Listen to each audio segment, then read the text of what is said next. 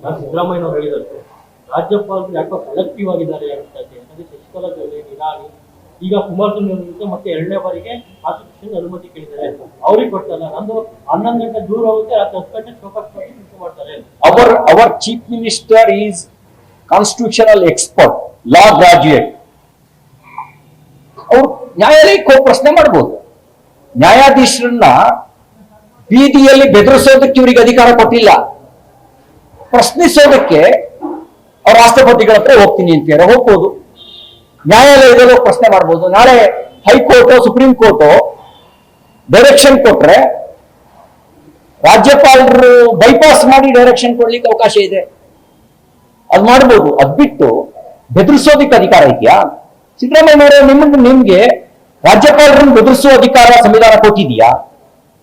ಇವರ hour chief minister, ನಮ್ಗೆ ಗೊತ್ತಾ, ಒಪ್ಕೊಂಡಿದೀವಿ.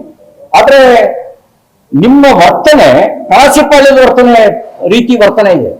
ಈ ಕಲಾಸಿಪಾಳ್ಯದಲ್ಲಿ ಶಿವಾಜಿನಗರದಲ್ಲಿ ಗುಂಡಗಿರಿ ಮಾಡ್ತಿದ್ರಂತ ಒಂದು ಕಾಲದಲ್ಲಿ, ಹಪ್ತ ವಸೂಲಿ ಮಾಡೋದು, ಬೆದರಿಸ್ತಿದ್ರಂತೆ. ಆ ರೀತಿಯ ವರ್ತನೆ ಇದೆ. ಆ ವರ್ತನೆ ಮಾಡುವ ಅಧಿಕಾರ ಕೊಟ್ಟಿಲ್ಲ. ಇನ್ನೊಂದು ಸಂಗತಿ, ಸಿರೂರಿನಲ್ಲಿ ಏನ್ ಮನೆ ಕಳ್ಕೊಂಡ್ರು ಸಂತ್ರಸ್ತರು, ಅವರಿಗೆ ಮನೆ ಕಟ್ಕೊಡುವ ಯಾವುದೇ ವಿಶ್ವಾಸ ಮೂಡಿಸುವಂತ ವಾಗ್ದಾನವನ್ನ ಸರ್ಕಾರ ಕೊಟ್ಟಿಲ್ಲ. ನಾನು ಮಾನ್ಯ ಮುಖ್ಯಮಂತ್ರಿಗಳಿಗೆ ಮತ್ತು ಕಾಂಗ್ರೆಸ್ ಸರ್ಕಾರಕ್ಕೆ ಪ್ರಶ್ನೆ ಕೇಳಲಿಕ್ಕೆ ಬಯಸ್ತೇನೆ.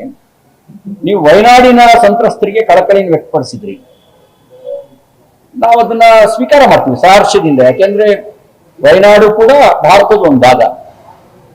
ಅದೇ ಕಳಕಳಿ ನಮ್ಮ ಸಿರೂರ್ ಬಗ್ಗೆನೂ ವ್ಯಕ್ತಪಡಿಸಿ. ನೀವಲ್ಲಿ ರಾಹುಲ್ ಗಾಂಧಿ ಮೆಚ್ಚಿಸೋದಕ್ಕೆ ವಯನಾಡಿಗೆ ಮನೆ ಕಟ್ಕೊಡ್ತೀವಿ ಅಂತ ಘೋಷಣೆ ಮಾಡಿ, ನಮ್ಮ ಶಿರೂರಿನ ಜನರಿಗೆ ಯಾಕೆ ಮನೆ ಕಟ್ಕೊಡೋ ಮಾತಾಡ್ತಿಲ್ಲ? ಅದಕ್ಕೆ ಸಿರೂರಿನ ಜನರಿಗೂ ಮನೆ ಕಟ್ಕೊಡಿ, ವಯನಾಡಿನ ಜನರಿಗೂ ಮನೆ ಕಟ್ಕೊಡಿ. ಆದ್ರೆ ವಯನಾಡಿಗೆ ಮಾತ್ರ ಮನೆ ಕಟ್ಕೊಟ್ಟು ಸಿರೂರಿನಲ್ಲಿ ಮನೆ ಕಟ್ಕೊಂಡವರಿಗೆ ಮನೆ ಕಟ್ಕೊಡ್ಲಿಲ್ಲ ಅಂತ ಹೇಳಿದ್ರೆ ದೇವ್ರು ಮೆಚ್ಚೋದಿಲ್ಲ. ಅದಕ್ಕೆ ಸಿರೂರಿಗೂ ಮನೆ ಕಟ್ಕೊಡೋದಿಕ್ಕೆ ಬೇಕಾದಂತ ಕ್ರಮ ಕೈಗೊಳ್ಬೇಕು ಅಂತ ಆಗ್ರಹಿಸ್ತೇನೆ.